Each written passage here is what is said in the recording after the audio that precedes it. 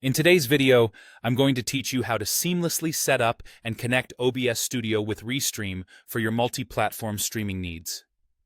Whether you're streaming to YouTube, Twitch, Facebook, or all three and more, this guide will help you get started on the right foot. First, you need to log into your Restream account and head directly to the home dashboard. This is your launching pad for all streaming activities, so becoming familiar with this interface is a good first step. Once you've settled in, look for the option labeled New Stream or its equivalent. Click on it, and you'll be prompted to choose your streaming method. Here, you'll want to select Encoder, RTMP. This option is specifically because you'll be using OBS as your encoding software.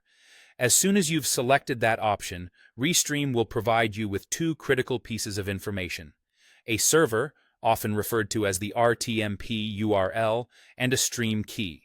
These are your unique identifiers that link OBS to your Restream account.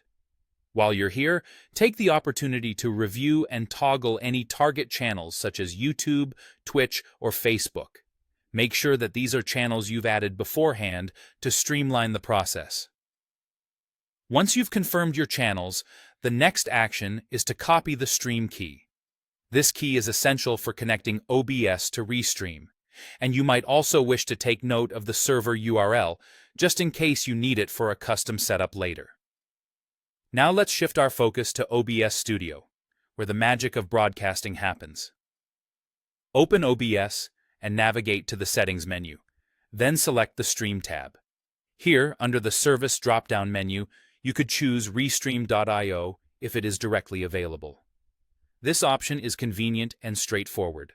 However, if it isn't listed, there's no need to worry. Simply select Custom, and then input the RTMP URL and stream key you retrieved from your Restream account. In some cases, OBS might support a Connect Account feature specifically for Restream.